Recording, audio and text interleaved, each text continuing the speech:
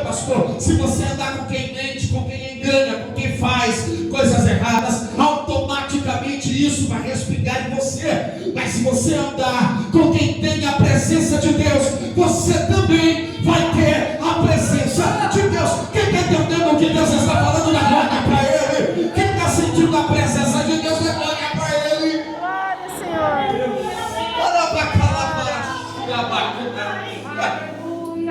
A presença de Deus está no nosso meio, senhores. E eu digo isso porque, pastor, porque eu estou andando com quem tem a presença de Deus. Quem está sentindo a presença? Aleluia! Eu estou no meio de quem tem a presença. Senhores, eu entendo. E Abraão, eu entendo o que está na Bíblia Sagrada. Eu preciso que os irmãos compreendam esse ponto de vista. Por quê, pastor? Porque quando Abraão analisa a sua própria vida, e ele vê que ele está muito poderoso, ele vê que o seu sobrinho também está muito poderoso, então ele vai precisar resolver um problema. O problema que aconteceu nesta situação de dois poderosos, dois homens muito ricos, muito abençoados, em um pequeno pedaço de terra. E qual é a situação, pastor? Olha, a Bíblia diz que o problema não estava em Abraão e nem no seu sobrinho Ló. O problema não era familiar. O problema estava entre aqueles que trabalhavam para os dois. Porque a Bíblia diz que os pastores de Abraão e os pastores de Ló, ou ao contrário, não é? Os pastores de Ló e os pastores de Abraão, eles contendiam entre eles por causa do espaço de terra. Eu explico em um rápido exemplo. Um pedaço de terra com a pastagem, um local de pastagem para ovelhas. Então os pastores de Abraão chegaram, estão colocando as ovelhas para se alimentar, logo depois vão levar elas para se hidratarem no rio ou onde tem as águas. E nesse pedaço de terra, onde ele está alimentando as suas ovelhas, aparecem os pastores de Ló com as suas ovelhas. Então eles dizem: esta terra que está aqui, vocês não devem estar aqui porque esse espaço é do Senhor Ló. E o outro que já estava ali vai dizer pelo contrário, esse espaço é do Senhor Abraão. Então havia contenda entre eles por causa de um pequeno pedaço de terra, por causa daquele espaço que estava sendo dividido por dois homens poderosos. Então essa contenda generalizada entre os pastores faz com que Abraão chame o seu sobrinho e diga: é tempo de nos separarmos. Você já está muito rico, muito poderoso. É tempo de nos separarmos. Então ele vai dar a opção ao seu sobrinho dizendo: se você for para a direita, eu vou para a esquerda. Se você for para a esquerda, eu vou para a direita. Ou seja, o caminho que você escolher, meu sobrinho, eu vou ao oposto, para que esta briga generalizada não chegue a nós. Então lá vai Ló, está com direito de escolha. E quando eu me deparei com essa situação de Abraão ofertando para Ló o melhor lugar, porque ele poderia olhar no seu espaço e dizer: como ele vai escolher, Ló vai escolher, porque Abraão deu ele a esse direito, escolha você. Então ele poderia escolher o melhor lugar, ele poderia escolher o lugar mais especial, o lugar melhor, mais atrativos, para ele continuar muito poderoso. Então eu perguntei na minha intimidade ao Espírito Santo: por que Abraão deu o direito de escolha a Ló? Sendo que quem estava seguindo o caminho era Ló. Quem era o diretor do caminho era Abraão. Por que ele deu o direito de escolha a Ló? É porque quem tem promessa, Aleluia, Deus, sabe que para onde ele vai, Deus vai com ele. Quem tem promessa de Deus aqui, levante a tua mão para o alto, porque Deus está dizendo: para onde você for, Deus vai contigo. Para onde você for, Deus estará contigo. Quem pode adorar a Deus neste momento? Aleluia. Consequências, senhores. Aleluia. Consequências, senhores. Então lá vai Ló decidir, e agora vale ressaltar, porque quando ele olha, ele tem o caminho da direita e da esquerda, vale mostrar a condição geográfica, vale expor a condição geográfica. Porque diante da geografia das terras, quando ele levanta a sua cabeça para analisar o lado direito e da esquerda, do lado direito dele tem as terras áridas de Gerar, uma terra desértica, uma terra também que é montanhosa, desértica, porque ninguém habita ali, ninguém vai para lá. É uma terra árida, de difícil acesso. Pessoas já tentaram habitar nessa terra e não conseguiram. Pessoas tentaram morar naquele local, não teria como, porque não tem água naquele lugar. Se não tem água, não tem condições de viver. Precisa ter a água para poder manter-se a vida naquele lugar. Ora, precisa da água para você produzir o alimento. Então você tem o alimento, então você tem a água. Mas se você não tiver a água, você não tem como produzir o alimento.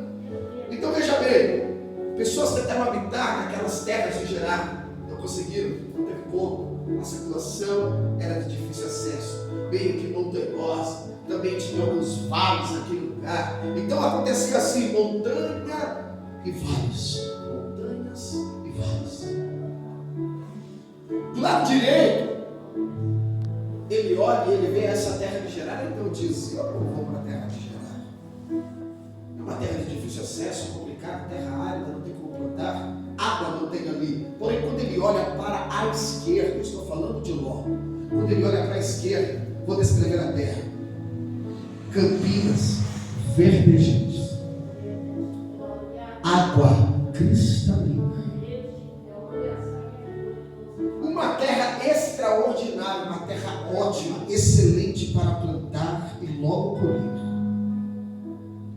O problema desta terra não estava no condicionamento físico dela. O problema daquela terra era espiritual. Que terra era aquela, pastor? Eram as terras de Sodoma e Gomorra. A preocupação de Ló não está na sua vida espiritual, mas está na sua vida material. Então, logo que depressa, ele vira para o seu tio e diz: eu vou para o lado esquerdo.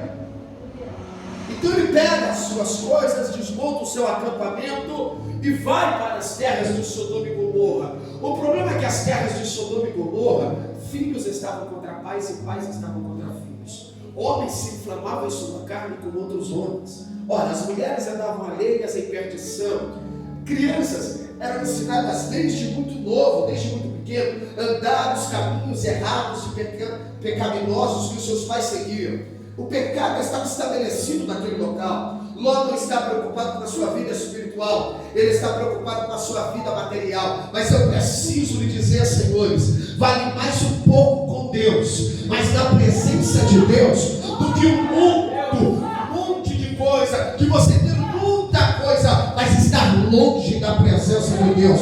Por isso, você pode ter pouco, por isso, você pode não ter muita coisa. Vou dizer, você pode não ter um carro zero, você pode não morar na melhor casa da rua, você pode não ter muito dinheiro guardado no banco. Se alguém perguntar quanto dinheiro você tem na carteira, você vai abrir e vai dizer: eu não tenho nada. Se alguém perguntar para você quanto que você tem guardado na sua casa, você também pode dizer: eu não tenho nada. Você pode não usar a melhor roupa que alguém pode vestir, você pode não ter condições como muitos outros têm por aí. O detalhe qual é, pastor? O segredo não está no ambiente físico e material, mas está no espiritual. Por quê, pastor? Porque a Bíblia Sagrada diz: seja fiel no pouco e no muito Deus te colocará. Quem está entendendo o que Deus está dizendo?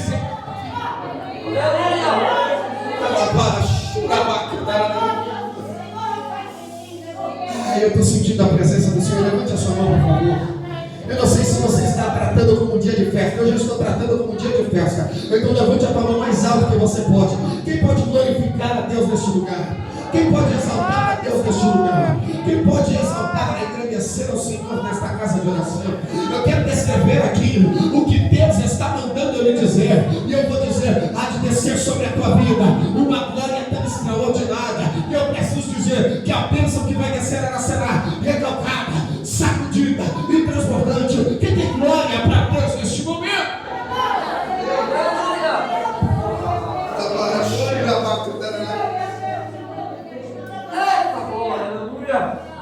Deixemos, aleluia, deixemos Ló habitando por um tempo. aconteceu com Abraão. Abraão sai daquele lugar onde ele está. E como os irmãos estão prestando muito bem atenção no que Deus está falando aqui, se Ló escolheu o lado esquerdo, o que sobrou para Abraão foi o lado direito. O lado direito é a terra de Gerar, a terra de difícil acesso, a terra complicada de habitar. A terra complicada de habitar, a terra que se plantar não tem como colher, uma terra que não tem água naquele lugar. Então, o acordo foi: se você escolher ir para a esquerda, eu irei para a direita. Então ele tem que cumprir o acordo. O detalhe qual é, pastor? Abraão ele tem trabalhadores para ele, pessoas que trabalham, ele paga essas pessoas, são pessoas contratadas que habitam, moram com ele, trabalham para ele, moram nas suas dependências de terra. O detalhe qual é? Que ele está saindo de um lugar que ele não pode ficar e ele está seguindo em direção às terras de Gerar. Enquanto o líder Abraão está liderando o seu povo indo para uma terra de difícil acesso, complicada, que não tem nada. Pessoas tentaram habitar e não conseguiram. Os que estão indo atrás dele já entenderam que o lugar é complicado, já entenderam que o lugar é de difícil acesso, já entenderam que há dificuldade de habitação naquele lugar. Então imagine vocês, senhores, os que estão seguindo Abraão indo para um lugar desse jeito. Eu não sei se eles sabem, mas aquele lugar não tem como habitar. Imagine as conversas, eu não sei se eles sabem, mas aquele lugar não tem água, não tem como produzirmos naquele lugar. Senhores, mas eu estou falando de alguém que tem promessa de Deus. E para onde ele vai, Deus vai com ele. Então quando ele chega nas terras de Gerar, aleluia, a Bíblia diz que ele vai caminhar por um certo tempo, e ele vai cavar, ele vai direcionar um lugar. E para ter essa direção só Deus que pode dar. Então vamos tentar explicar. Está andando pela terra, não tem como habitar ali, mas ele está andando em direção de Deus. Então Deus vai dizendo para ele, mais ou menos assim: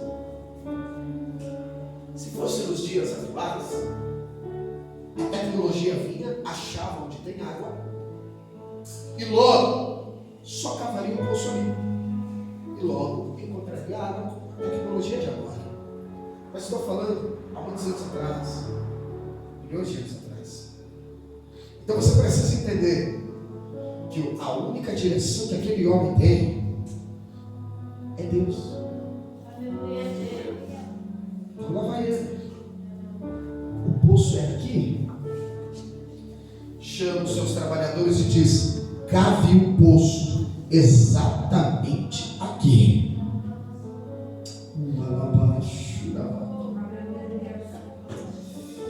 A escavação do poço dura aproximadamente de 7 a 8 meses. Por quê? Porque a escavação na terra árida, ela não é na maquinária como nós vemos nos dias atuais, mas ela é no braço.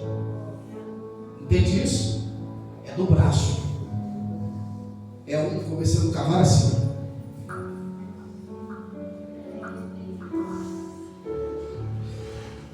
O outro cavando assim, do outro lado. Quando já está com uma altura considerada, continua cavando, coloca no recipiente. O que está lá em cima tem que puxar o recipiente com a terra. Pega o recipiente com a terra, coloca no local, para que não fique tumultuado o lugar. As pessoas têm que ir afastando as terras que estão sendo tiradas, levando para outro lugar. Senhores, percebam que para cavar um poço tem que ser um trabalho em equipe. Eu acho que alguém já está entendendo o que Deus está falando. Por quê, pastor? Porque Deus está dizendo: a igreja vai crescer. Aleluia. Mas vai ser debaixo de um trabalho de equipe.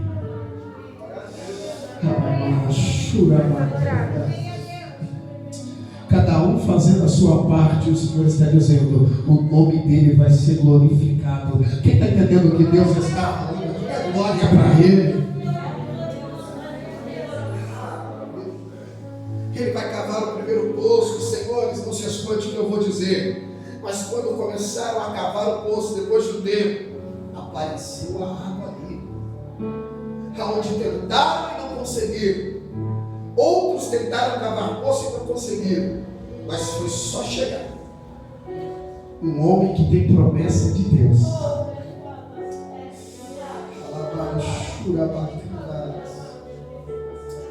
Foi só se aproximar de alguém que tem promessa de Deus e visão de Deus. Então logo a escavação começa, o poço é aberto e a água começa a aparecer.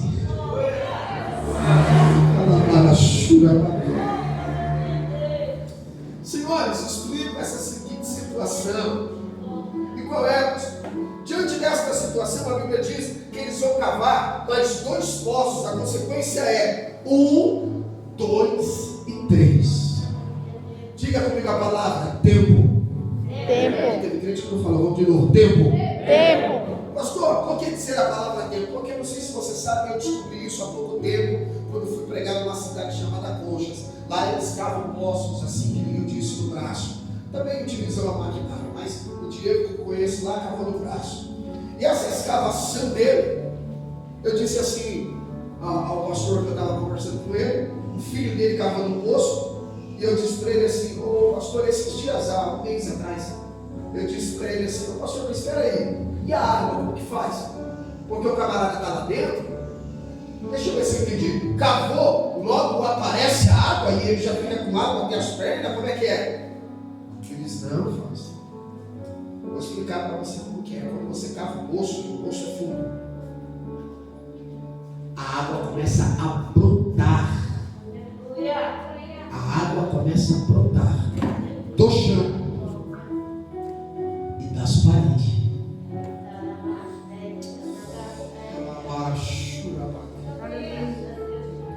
Então tudo tem um tempo, senhores. Por quê, pastor? Porque quando a identificação de que aparece o primeiro sinal de água,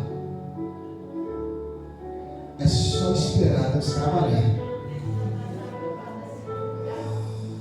Espírito Santo, é só esperar Deus trabalhar.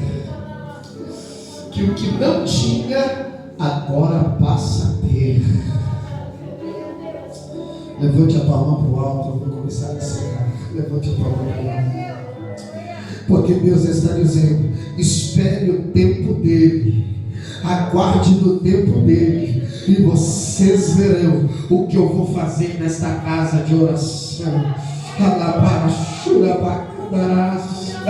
Deus está dizendo, porque pastor, perceba, levante a sua mão, vai glorificando, porque a água, ela simboliza a vida. Então com o tempo começa a brotar o que simboliza a vida. Então Deus está dizendo, vai aguardando o tempo dele, que no tempo certo Deus vai começar a brotar vidas aqui, Deus vai começar a trazer histórias aqui. Quem está entendendo o que Deus está falando aqui? Segure sua mão levantada e dê glória para ele nesse momento.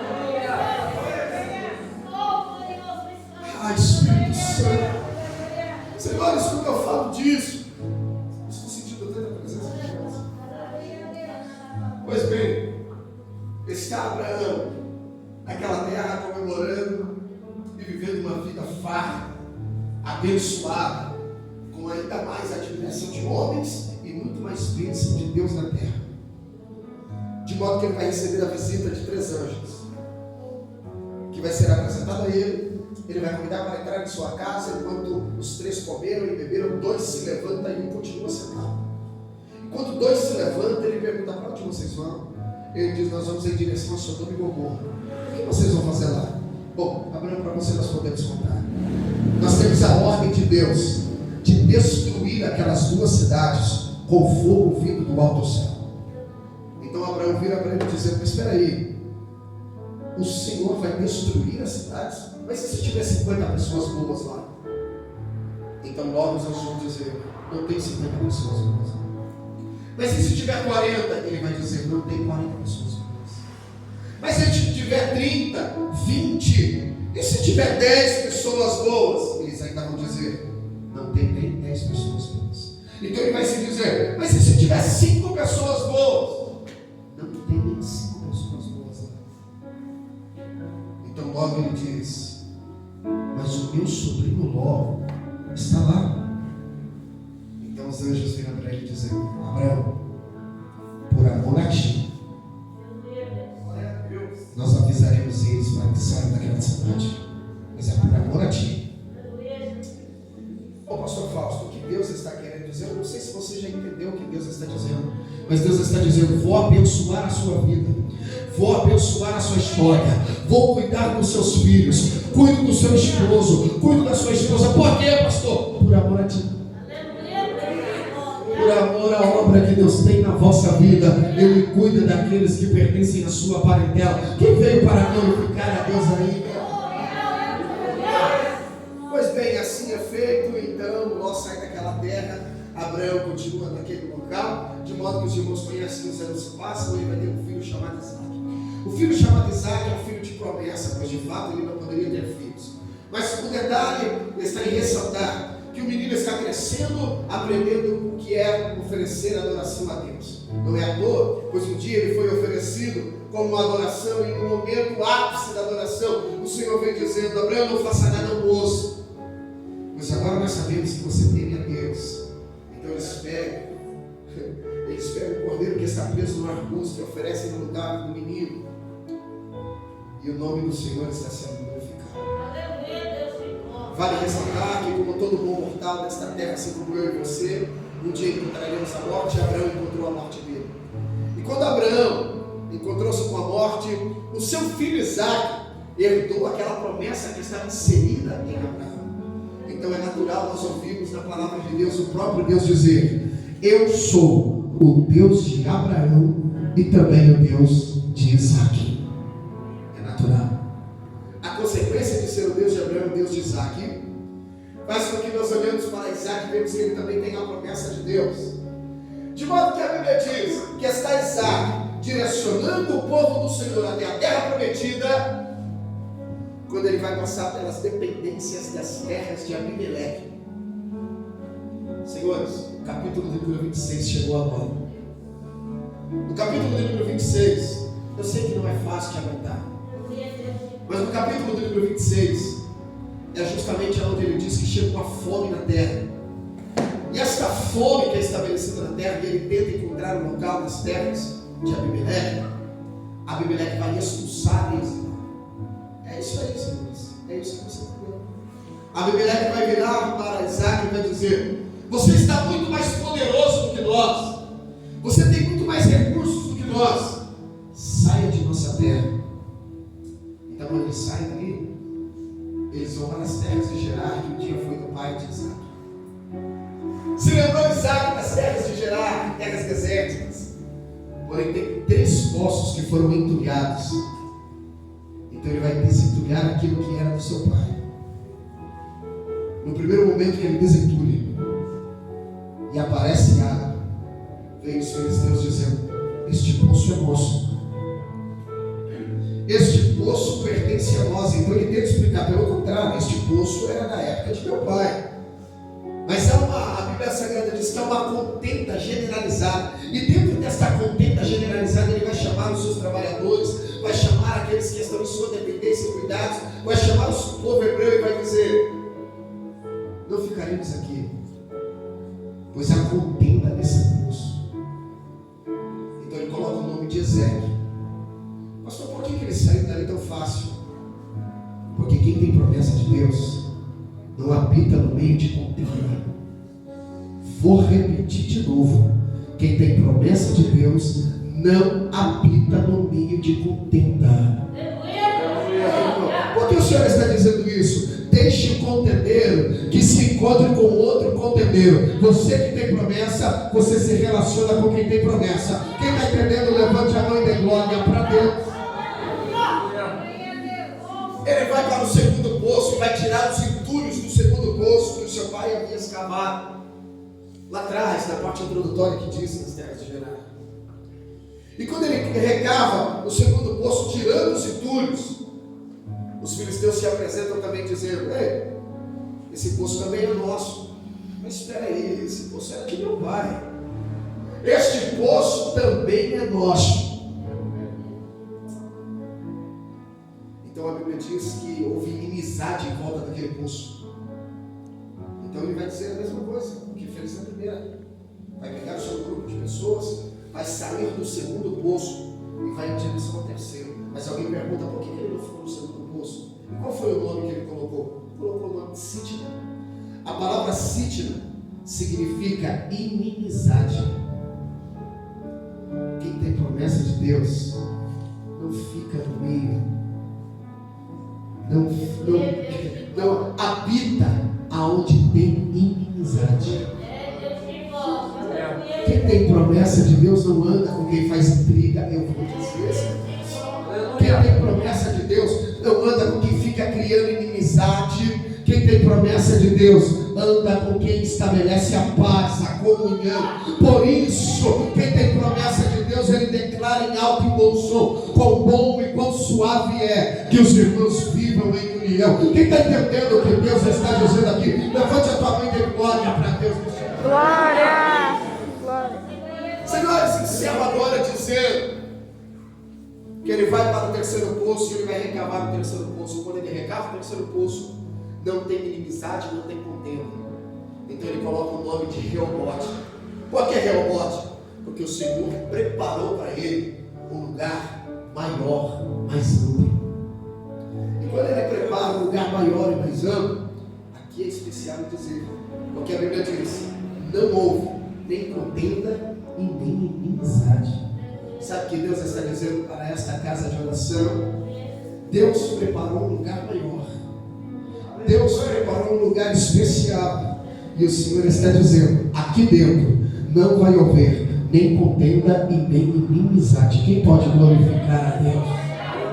Glória! Senhores, a Bíblia Sagrada diz que quando houve o terceiro poço, eu peço para você ficar de pé. Não sei que você já está cansado, fique de pé.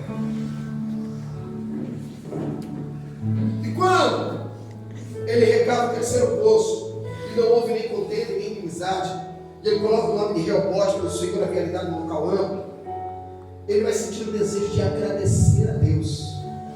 Aqui me chamou a atenção. Por quê, pastor? Porque a leitura oficial deste dia, inicial deste dia, feita pela pastora, falava sobre a fé. E a fé o que é, pastor? Firme fundamento das coisas que se esperam e a prova daquilo que não se vê. Pastor, o que Deus está querendo dizer? Você pode não estar vendo a sua vitória agora, que materializada. Você pode não estar vendo a bênção que tanto você tem lutado materializada na sua frente agora aqui. Mas por intermédio da fé, eu convido você a fazer que nem Isaac fez. Isaac, quando recebeu a bênção, ele subiu ao monte para adorar e agradecer a Deus. Levante a sua mão, por favor. Segure sua mão levantada mais alto que você pode. Porque eu quero convidar você nos próximos segundos a agradecer a Deus por aquilo que Ele vai fazer em sua vida, por aquilo que Ele preparou no futuro que você ainda não viveu, mas você sabe que vai viver. Por quê, pastor? Porque tem promessa de Deus. Quem tem promessa de Deus, levante a sua mão mais alto que você pode. Quem pode glorificar por 30 segundos? Quem tem 30 segundos de glória para Deus? Quem tem? Quem tem 30 segundos de aleluia para Ele? Quem tem? Alabara, surabacadaracha. Ele mandara, surabacadaraga. Segure sua mão levantada assim, porque o Senhor está dizendo: a cada minuto que você vive, a cada segundo que você vive, a cada milésimo que você vive, é o Senhor te direcionando para viver a bênção dEle, para viver a promessa dEle. Então há uma promessa preparada para ti. Então quem tem glória para Deus, dá glória para Ele aí, meu irmão. Senhor, agora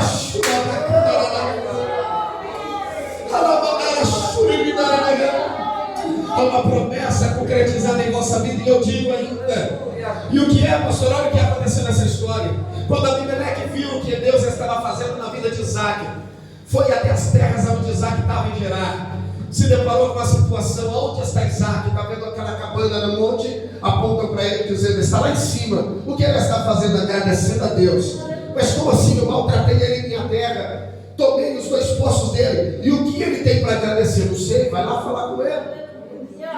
E quando ele chega, a Bíblia diz que Abimeleque vai pedir desculpa pelo que ele tinha feito, dizendo: agora eu sei que você é de Deus. Agora eu sei que a promessa que estava em seu pai também está sobre ti. Que tem promessa de Deus é glória. A Bíblia diz que lá naquela cabana vão se assentar à mesa, vão comer, vão beber, vão se confraternizar e jurar paz uns um ao outro.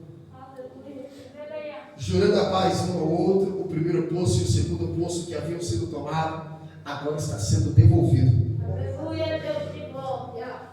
E quando eles saem dali em despedida de paz, a Bíblia diz que os servos de Isaac sobem até o monte para trazer o recado. Que recado é esse?